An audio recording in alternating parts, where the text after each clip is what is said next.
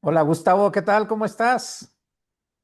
Sergio, qué gusto saludarte otra vez. Caramba, teníamos un buen rato sin retomar nuestras conversaciones. ¿Cómo está México? Bien, bien. México aquí ahogándose por el clima, lluvias y lluvias y lluvias, y en lo político con acontecimientos ahí diferentes. Pero vamos a seguir con nuestra agenda. Toca el tema de la Claro, educación.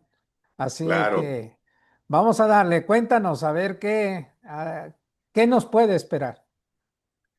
Sí, tú sabes que hemos ido poco a poco agotando los temas.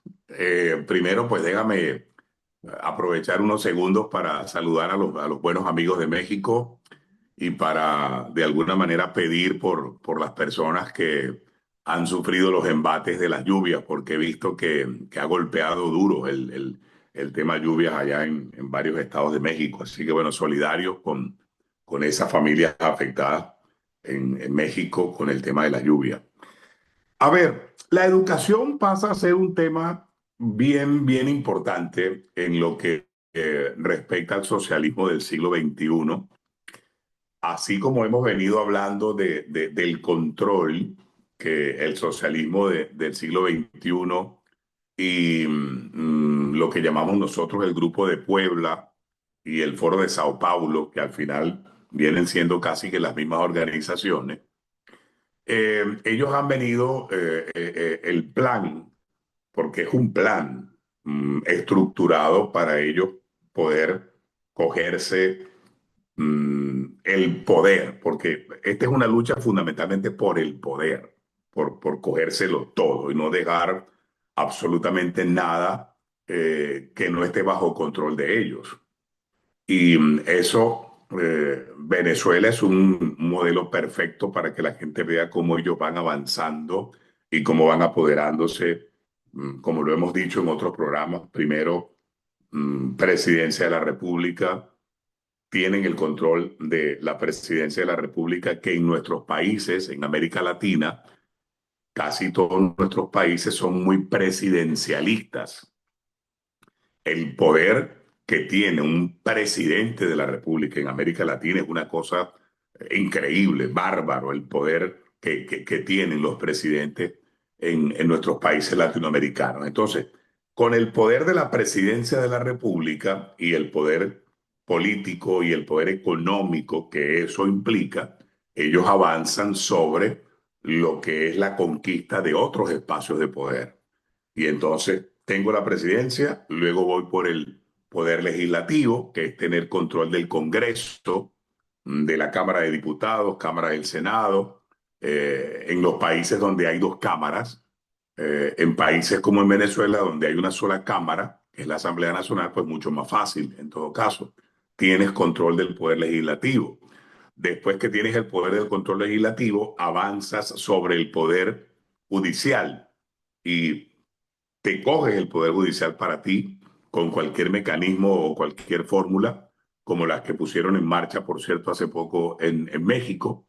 Entonces ya tienes poder ejecutivo, presidencia, tienes poder legislativo, tienes poder judicial y empiezas a controlar otras áreas importantes de la sociedad. La Fuerza Armada, por ejemplo, buscan la manera de politizar la Fuerza Armada y de convertirla en un brazo político al servicio, ya no de los ciudadanos, sino al servicio de una parcialidad política, de una ideología política, como ha ocurrido en Venezuela. Y tan pronto controles la Fuerza Armada, vas al siguiente paso, que es controlar el resto de los organismos de seguridad, lo que son las policías, Policía Nacional, policías regionales, policías municipales, para que estén dentro del mismo proyecto político que ellos se han trazado. Y luego llegan a otros sectores del país y de la sociedad que son también muy importantes, como es el sector educativo. Y ahí llegamos entonces al tema de la educación. ¿Cómo controlar la educación en sus diferentes niveles? La educación tiene niveles, lo que nosotros llamamos una educación primaria. probablemente en México es igual. La educación primaria, lo que en Estados Unidos llaman la educación elemental, elementary school se llama en Estados Unidos, que es la educación que va del primero al sexto grado, por lo general. En algunos países va del primero al noveno grado, ¿verdad? Entonces buscan controlar la educación y a través del Ministerio de Educación o la Secretaría de Educación, que es una dependencia que controla el presidente de la República, porque el que nombra al ministro de Educación o el que nombra al secretario de Educación es el presidente de la República. Entonces, Sí, con el nuestro modelo control, es similar. Nuestro modelo es exacto, similar. 6 años, exactamente, exacto. así es. Entonces, buscan empezar a generar cambios desde el Ministerio de Educación o desde la Secretaría de Educación, comienzan por modificar los pensa de estudio o el pensum de estudio, ¿verdad? Que son las materias o las asignaturas que cursan los muchachos. Y entonces empiezan a eliminar asignaturas simultáneamente empiezan a incorporar otras. ¿Para qué? Para meter el elemento político e ideológico dentro de la escuela. Empiezan a cambiar los libros. Entonces ya no son los libros tradicionales con los que nosotros aprendimos a leer, ¿verdad? Sino que ellos mandan a construir una nueva literatura y dentro de esa nueva literatura que ellos mandan a construir y que es de uso obligatorio en las escuelas, viene el elemento ideológico. Y entonces empiezan a cambiar la historia. Ya la historia no es como nosotros la conocíamos, sino que la historia es como ellos quieren que nosotros las conozcamos. Entonces, nosotros, por ejemplo, crecimos hablando de el descubrimiento de América, ¿verdad? Porque se supone que fue el encuentro de dos culturas que se juntaron a raíz de la llegada de Cristóbal Colón a América. No, ellos cambian la narrativa y entonces buscan convertir ese acontecimiento en otra cosa al punto de que dicen, por ejemplo, que no fue Colón el que descubrió América, sino que fue América el que descubrió a Colón, por decir algo, ¿verdad? Entonces, empiezan a construir una narrativa, empiezan incluso a satanizar la imagen de Colón. En Venezuela, por ejemplo, hubo un momento en que las estatuas de Cristóbal Colón fueron arrasadas, las acabaron. Yo no sé en México clases que Cristóbal Colón, de Cristóbal Colón, porque hubo una orden del gobierno para arrasar con todo lo que tuviera que ver con Cristóbal Colón, como una manera de ellos de construir la historia, de construir la historia de Colón y sobre la historia que ellos quieren que tú conozcas, pues ellos construyen otra historia, ¿no? Y entonces Así ya es. Colón no era un descubridor, sino Colón era un pedófilo, un violador, un tipo cruel, un tipo no sé qué, entonces por eso no tenemos que hablar de Colón y tú sabes y no sé qué. E incluso hubo alguien aquí en Venezuela que intentó hasta una demanda internacional contra España e Italia por la masacre que Cristóbal Colón había cometido contra los indígenas. Entonces, 500 años después, había que demandar eso ante las cortes y tú sabes, para que alguien resarciera a los indígenas venezolanos, latinoamericanos, por lo que Cristóbal Colón había hecho. O sea, esas cosas que tú ves que son cosas medio traídas por los cabellos, ¿verdad? Sí, Entonces, de hecho aquí sucedió lo mismo. Aquí en sí, Paseo de la Reforma había una estatua, la estatua de Cristóbal Colón, en una de las glorietas más emblemáticas de esa avenida, y la hoy presidenta modificó y movió esa estatua de ese la lugar y ahora sacó. hay ahí una indígena. Entonces, una mujer indígena. Entonces, esa lógica también ya pasa por acá. Claro, es que es el mismo manual, es el mismo manual. Tú te vas dando cuenta que es el mismo manual y te das cuenta de que ya dejan de ser simples y meras coincidencias, sino que hay todo un manual para crear una nueva narrativa, una nueva historia, ¿verdad? Entonces, pues hay que acabar con la figura de Cristóbal Colón, y hay que acabar con esto, y hay que acabar con aquello. Pero así como te cambian ese tipo de historia, también te cambian la historia nacional.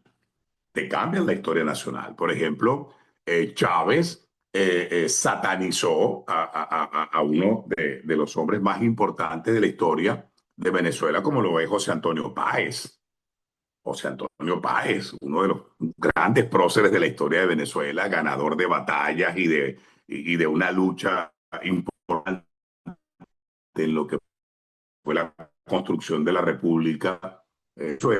Chávez no lo quería, porque según Chávez, José Antonio Páez había traicionado a Bolívar y eso lo hacía inmerecedor de, tú sabes, de tener ese lugar tan importante en la historia. Y uno a veces dice, bueno, parecía que Chávez solamente se había leído una parte de la vida de José Antonio Páez y no se había leído la historia completa. Entonces había leído solo la parte que a él le convenía y no la historia completa de ese gran hombre en la historia de Venezuela como lo fue José Antonio Páez. Entonces pretenden cambiarte la historia también. No es solamente la historia mundial, sino que quieren cambiarte la historia de tu país, de tu propio país, y empiezan a incorporar nuevos valores, te cambian las fechas patrias. En Venezuela, por ejemplo, el chavismo ha intentado, no lo ha logrado todavía, pero ha intentado venderle a los venezolanos el 4 de febrero de 1992, es decir, el día que Chávez dio el golpe de Estado, 4 de febrero del 92. Ellos han pretendido elevar esa fecha, 4 de febrero del 92, como si fuera una fecha patria, como si fuera una fecha patria. Y entonces lo equiparan casi que al 4 de julio de 1811, que fue la declaración de la independencia de Venezuela, o lo equiparan al 19 de abril de 1810, que fue justamente la firma del acta y la declaración de la independencia de Venezuela, cuando Venezuela por primera vez decide ya no más, ya no ser parte más de la corona española, ¿verdad? Entonces, ellos pretenden convertir ese 4 de febrero de 1992 en una fecha patria, pretenden convertir el 28 de julio, que es el día en el que cumplía años Chávez, como que el 28 de julio fuera otra fecha patria, y así te han escogido diferentes fechas que para el chavismo, ¿verdad? Para el madurismo y para estos tipos del socialismo del siglo XXI que tienen el poder en Venezuela, según ellos, esas fechas son mucho más importantes que la fecha de la verdadera independencia de Venezuela del Imperio Español. Entonces, empiezan a meter eso en las escuelas, el elemento político, el elemento ideológico, cambian libros, en los libros ahora meten la figura de Chávez como que Chávez fuera, no sé, una cosa del otro mundo, también meten la figura de Maduro, mandaron a imprimir no sé cuántos millones de constituciones nuevas y tú ves las constituciones nuevas que ellos mandaron a imprimir y la constitución nueva que está hecha para repartirla en las escuelas es una constitución donde aparece una caricatura de Maduro, una caricatura de Chávez, Chávez al lado de Simón Bolívar, Maduro al lado de Simón Bolívar, equiparándose como que estos también fueran próceres de la independencia. Y te van metiendo poco a poco eso en los niños, en la cabeza de los niños. Es decir, tú le vas metiendo al niño, lo vas envenenando con una carga ideológica y política, ¿verdad? Que no se explica y que no tiene ninguna justificación, ¿verdad? Si de verdad tú lo que quieres es educar al niño, eso no tiene ninguna justificación. Pero como ellos no buscan educar al niño, sino que lo que realmente buscan es adoctrinar a los niños e ideologizar a los niños, entonces tú te das cuenta por qué han venido haciendo todo eso. Otra cosa que hicieron fue cambiar a todos los directores de las escuelas. Ahora, para tú ser director de una escuela en Venezuela, si tú no estás inscrito en el partido de gobierno, en el PSUV, tú no puedes ser director de una escuela. Si tú no estás inscrito en el PSUV y eres militante activo del PSUV, tú no puedes ser director de un liceo en Venezuela. El liceo en Venezuela tenemos escuela y tenemos liceo. El liceo es lo que llaman en Estados Unidos el high school, ¿verdad? Que es la que te da los 3 años finales, ¿verdad? En Venezuela son 5 años. La escuela primaria tiene 6 años, de primero a sexto, y el liceo va de primero a quinto, para completar una formación de 11 años. En Estados Unidos, por ejemplo, la escuela elemental, los elementary, tienen 9 años y el high school tiene 3, pues son 12, ¿verdad? Para que tú estudies antes de ir a la universidad. Bueno, es como que en Estados Unidos los directores de las elementary tuvieran que ser a juro, y tuvieran que estar inscritos a juro en el Partido Republicano. Porque como el presidente es Trump, es republicano, entonces la condición es que para tú ser director de la escuela, tiene que ser republicano. Y cuando gana un demócrata, entonces votan a todos los directores, porque es que todos los directores tienen que ser demócratas. ¿Me entiendes? Y los directores de un high school, cuando están los republicanos, tienen que ser republicanos, y cuando están los demócratas, tienen, o sea, sería la locura. Eso obviamente en este país no pasa. No pasa, pero si llegara a pasar sería una locura. Bueno, pero en Venezuela sí pasa que el director de una escuela tiene que ser, y tiene que estar inscrito en el PSU, y el director de un liceo tiene que estar inscrito en el PSU, porque eso les permite a ellos tener control de todas las escuelas y tener control también de todos los liceos. Y han intentado hacerlo en las universidades públicas, ¿verdad? Pero el problema es que en las universidades públicas en Venezuela las autoridades son electas. Por ley, tiene que haber elecciones en las universidades públicas para que tú puedas elegir al rector y al resto del equipo que se encarga de dirigir la rienda de una universidad. Pero como ellos no ganaban una elección en las universidades públicas, eso fue bien importante, que el chavismo nunca ha ganado una elección en una universidad pública venezolana. Entonces, ¿qué hicieron? Intervinieron las universidades, las intervino el Ministerio de Educación Superior, destituyeron en algunos casos a las autoridades que estaban al frente de esas universidades, les abrieron investigaciones, las persiguieron, las acusaron de corruptas, hicieron esto, hicieron aquello, les negaron el presupuesto. Las universidades donde había un rector que no era de ellos, le recortaron el presupuesto, no le volvieron a mandar recursos, y acosaron de tal manera administrativamente y económicamente a las universidades, que prácticamente acabaron con esas universidades. Hoy en día, el 70-90% de las universidades públicas venezolanas están quebradas, quebradas, quebradas. Es decir, sin presupuesto.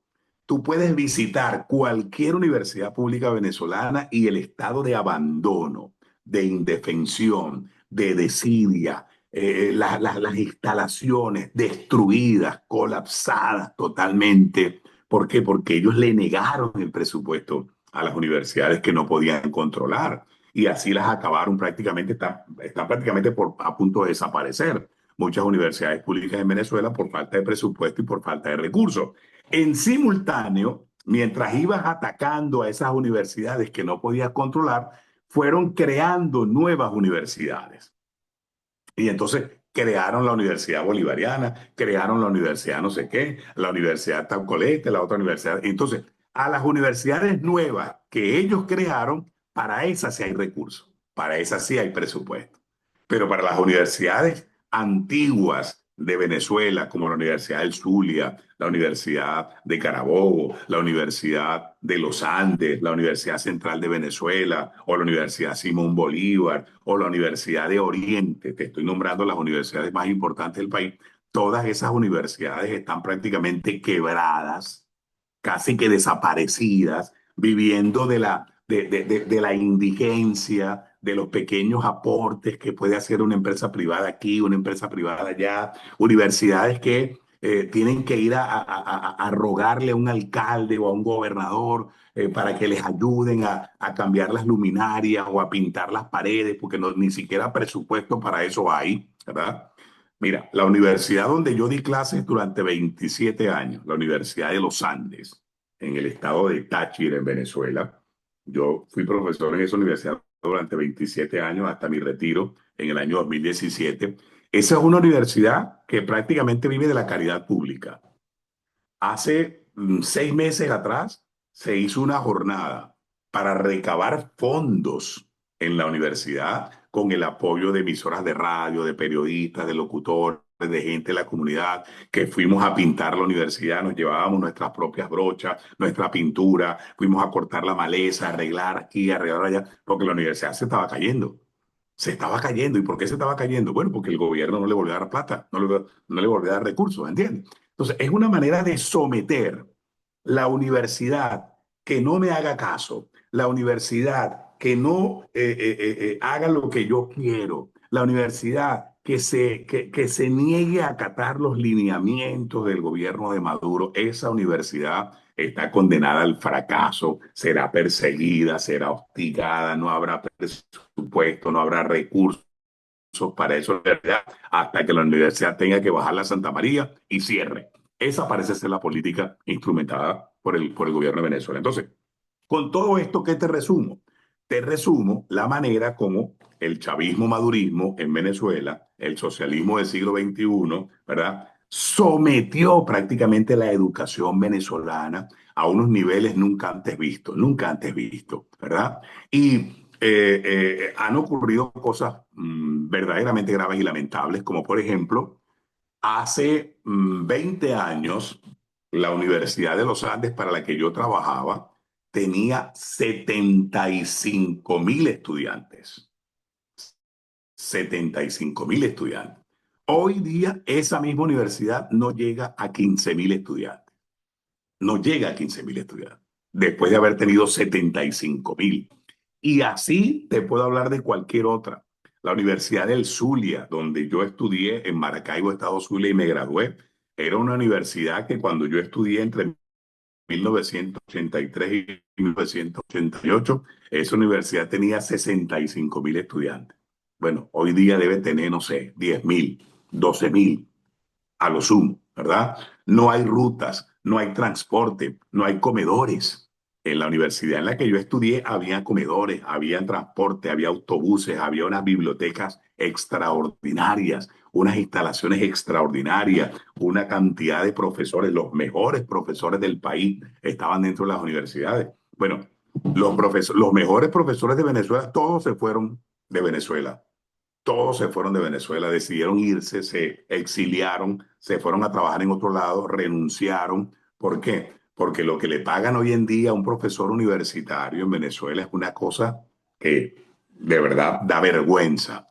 Para que tengas una idea, yo soy profesor jubilado después de haber dado clases durante 27 años seguidos en una universidad y me jubilé en el 2017,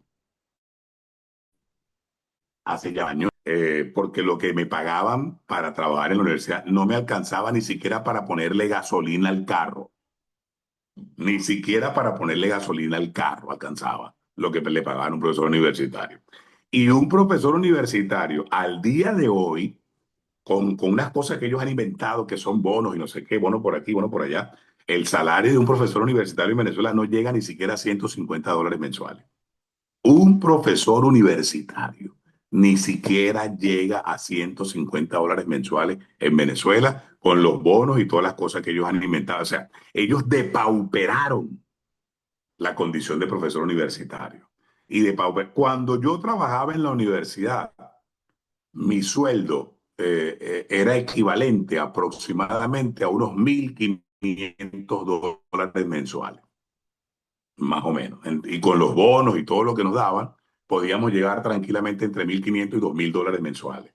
Bueno, cuando me retiré de la universidad, mi sueldo no llegaba ni siquiera a $150 mensuales. Para que veas la diferencia entre lo que teníamos antes de que llegaran estos señores del chavismo madurismo y lo que teníamos cuando yo decidí retirarme de la universidad, porque definitivamente el sueldo no alcanzaba. Entonces, todo esto lo hacen para que para controlar la educación. Porque no les interesa una educación de calidad. Ellos no están preocupados por una educación de calidad. Ellos no están preocupados por educar, no están preocupados por enseñar, no. Ellos lo que están es preocupados por ideologizar y controlar. Mientras más ideología, más política y más control le metan a la educación, ellos son más felices. ¿Ok? Y lamentablemente, y ya con esto voy terminando, pues eso lo han ido logrando en Venezuela en estos últimos años, lo han ido logrando. Y otra cosa que han logrado es que hay una cantidad enorme de estudiantes venezolanos que decidieron irse del país a estudiar fuera.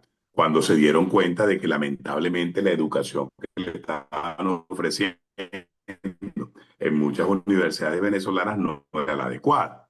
Todavía queda una reserva importante dentro de nuestras universidades. Y cuando hablo de una reserva me refiero a que todavía quedan profesores que están ahí dando la lucha, dando la batalla, que se resisten a abandonar la universidad y a pesar de esos bajísimos sueldos que te acabo de mencionar, todavía hay lo que yo pudiera llamar héroes, porque son héroes esos profesores universitarios que se han mantenido en sus aulas de clase, a pesar de las vicisitudes y de todo este montón de cosas que te digo, ahí están, ¿verdad? Y todavía hay estudiantes que dicen, bueno, no tengo otra opción y tengo que seguir estudiando aquí, no tengo otro camino, no me puedo ir afuera. No tengo dinero para irme a estudiar afuera, no tengo plata, no tengo cómo pagar una educación fuera de Venezuela y tengo que seguir aquí. Esos son héroes. Estudiantes y profesores que son héroes que defienden su universidad, que se resisten a abandonar su universidad y que siguen dando la pelea allí dentro de la universidad. Y eso, por supuesto, que tiene un gran valor. Pero el resto de las instituciones como las escuelas, los liceos, pues allí la cosa es mucho más complicada. Entonces, todo esto para decirle a mis amigos de México que ojalá no permitan ellos que eso pase con la educación mexicana, que ojalá no pase eso con la educación mexicana y que abran los ojos, ¿verdad? Que abran los ojos para ver si pueden evitar que eso que pasó en Venezuela con la educación en todos sus niveles pueda pasar también en México. Pues mira, fíjate que, pues como reseña histórica, efectivamente, aquí hubo un primer, bueno, no hubo, hay un primer ensayo, la Universidad de la Ciudad de México. Ahora se han, en los años recientes, todavía en el sexenio anterior, inició también un movimiento de creación de nuevas universidades y de aquí sí de tiempo atrás se sabe que presupuestos son insuficientes para la universidad pública y ha crecido la oferta de otras opciones desde la vía privada. Esto sí, pero ahí, bueno, ahí no se sabe realmente qué es lo que pasa, se habla de corrupción, se habla de muchas cosas, pero sí se está viendo el paso al que te refieres, al de la creación de nuevas instancias. Ese sí va avanzando, todavía no es determinante pues la afiliación al partido para ser directivo, lo que sí es pertenecer al sindicato, ese es el viejo modelo sindicalista que estaba de tiempo atrás. Entonces estamos en una combinación extraña y que, como dices, en detrimento de la niñez, de la juventud, de los universitarios, inclusive de quienes desean hacer estudios de posgrado en las universidades públicas. Lamentablemente, ahora en el reporte de las universidades en el mundo, la Universidad Nacional, que era una de las más, bueno, sí, era una de las más prestigiosas, ha ido perdiendo escaños en el índice de calidad. Entonces, son cosas que, como dices, variables que la sociedad, sobre todo las nuevas generaciones, deben de considerar del futuro que les puede esperar y de las actividades académicas a las que pueden aspirar, porque pues se habla pues del nivel licenciatura, pero posgrados y doctorados, especializaciones, áreas de investigación, todo lo que se descubre en el ámbito universitario, pues se ve también deteriorado, se ve como menos opciones, menos posibilidades y como se ha visto, mayor dependencia del exterior. Si la Ujú. universidad decae, la investigación nacional decae, la producción nacional decae y alientas una dependencia mayor del exterior. Así es, lamentablemente. Bueno, espero que sirva, No, Sergio, claro estas que sí, advertencias que estamos haciendo para que la gente tome nota. claro, y ahí se quedará para los que revisen la historia en los próximos 50, 100 años. Bueno, hubo dos personajes que trataron de hacer una aportación. Muchas gracias, Gustavo, gracias por tu tiempo y nos vemos. ¿Qué tema nos sigue de la educación? Oye, pues no tengo la agenda a la mano, no tengo la agenda a la mano, pero creo que nos quedan todavía como dos o tres temas pendientes, así que seguimos. Así es. Me parece que era trabajadores lo que seguía, pero bueno, Creo. revisamos la agenda y nos ponemos al corriente. Muchas Vale, gracias por su hermanito. tiempo, Gustavo. Que estés muy bien. Seguimos en Al contacto. contrario, Sergio, gracias a Gracias ti. Un nuevamente. abrazo. Hasta luego.